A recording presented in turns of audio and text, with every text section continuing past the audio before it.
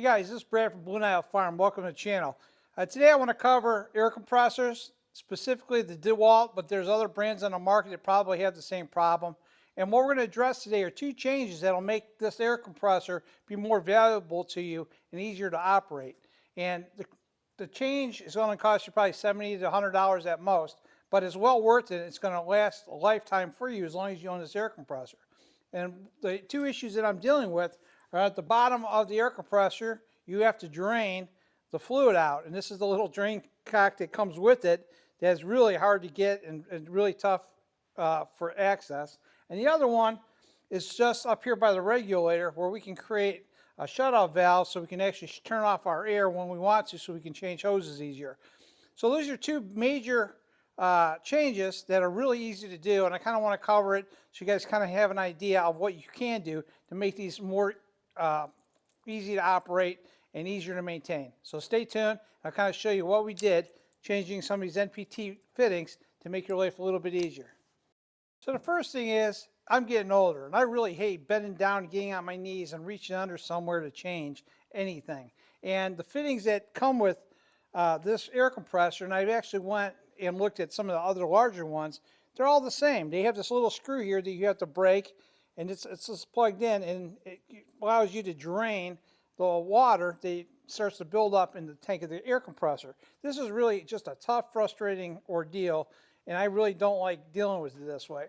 So I've decided it's about time to make a change. So I wound up going to Home Depot or any other box store, it's up to you, and I wound up getting a bunch of NPT fittings. But specifically, when I was done, I wound up getting a ball valve, and I'm going to utilize the ball valve as a shutoff to open and close and drain my fluid when I'm ready. This is going to allow it to extend past, farther out of the air compressor, for it's easier for me to get to. Number two, NPT fittings, especially brass, are going to last a long time. You're going to have a better seal. And three, I can also control where my fluid's going. So if I want to catch it and put it into a bowl or something, I can do that as well. So this is just going to be an all-around better system for us as far as draining goes. So let's cover this first, and then we'll work on the next section that's up by the valve. So the first thing I'm going to do is I'm going to lay this pressure down onto the handles, and it's just sitting there on the ground. And what I want to show you is this is actually the cock that they utilize for DeWalt. You do the same thing on bigger models, where you have to get down your knees, reach under there, and break this screw right here, and so it can drain the liquid out. And that's just really cumbersome, and it's just a big pain. We're going to try to make it simple as possible. So we're going to take that off, and I'll show you the components that we're going to utilize to change this over. So the fittings we're going to use is, first off, is that 1/4 inch 90-degree male and female end. Then we're going to use a 4-inch male to male end that's going to be connected to the ball valve, and then that ball valve is going to be connected to a double female end ending up at the end with a 2-inch double male end. And that's probably the only equipment that we're going to need to basically make this work. We're going to run it out. So the whole idea is basically have the ball valve as the shut off for on and off, and we're going to have enough of an extension where the liquid can kind of run out toward the front end of it. And I'm going to, this compressor for myself, I'm going to run it out toward the front because everything in the tank's actually leaning forward. So that, to me, makes the most sense. And then we're going to use the tape, do about 3 or 4 twists of the tape on the threads, and that should give us enough locking power to really keep everything connected and have no leaks.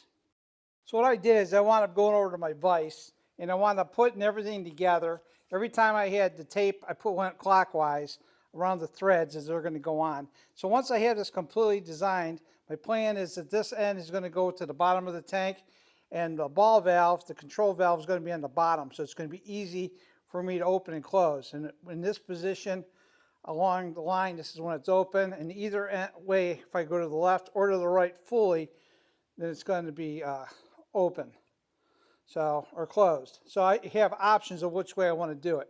But this is on the open end when, as long as it's running along the same line as the brass. And again, this will be on the bottom. And I put the extension on here, which you don't have to do, but the only reason I did that is just so I can catch the water when it drains out a little bit better.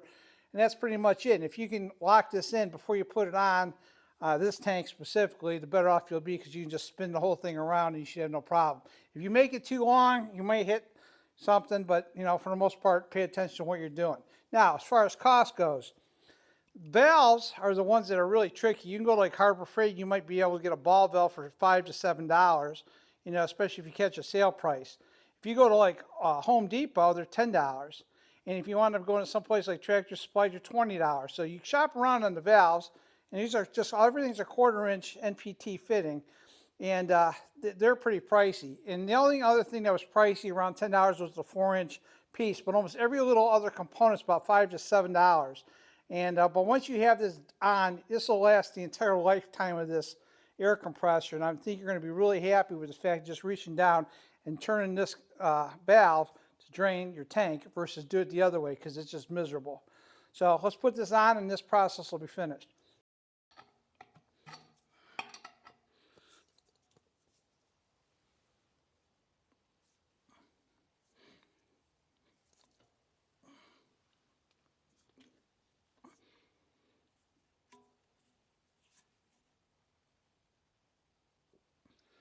There she is. I want her to aim toward the front, and now it's on, so we're good to go.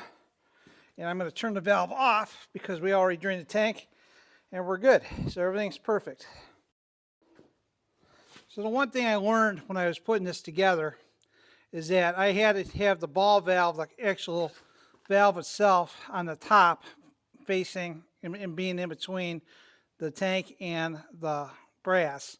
The reason is the tank actually sits a little bit low and it leans forward, and so the valve actually was catching on the ground, so it made it impossible to turn. So basically, when you do it, make sure you have the ball valve, the lever, actually right underneath the tank. It'll make all the difference.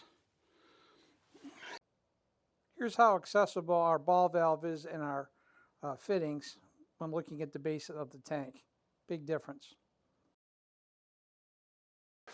All right, guys, so now we have the bottom finished. Now we're going to go work on the top up by the pressure regulator, and I'm going to show you the components you're going to need so you can put this thing together.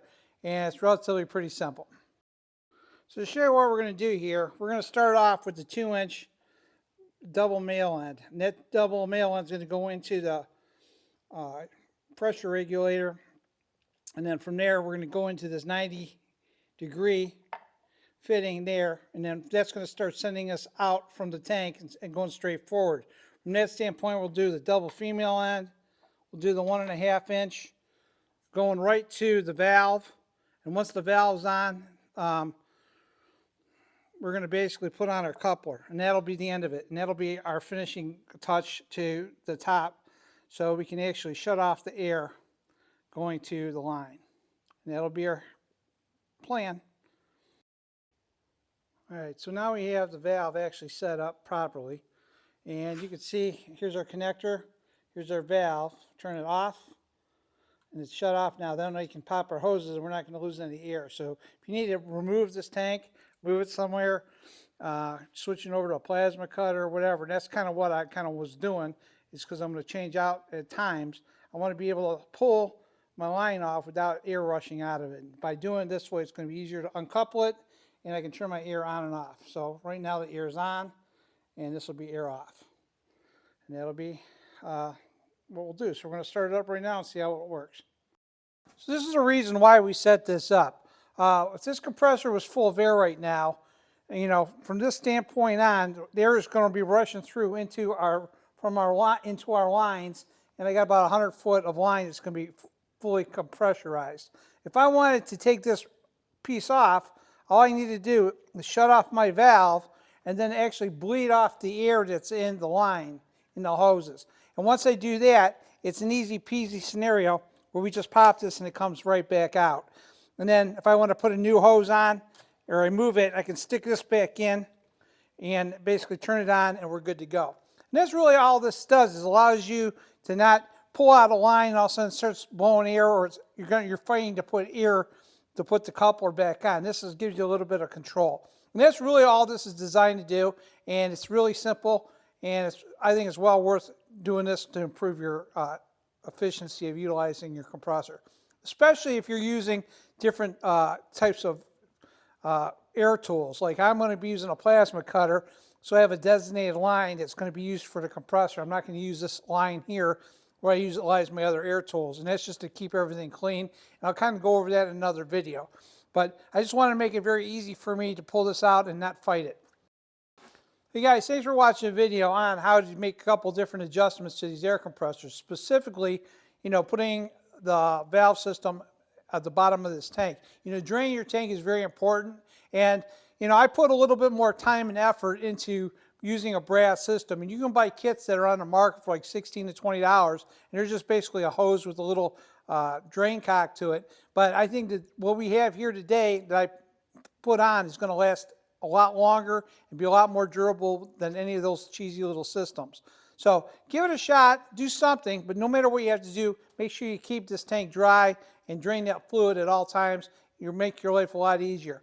Also, if this ball valve up on top here by the pressure regulator, that's also going to be a game changer when you need to kind of switch hoses around. So it all depends on your system and how you utilize your air compressor, but these are just some helpful hints that will help you out down the road.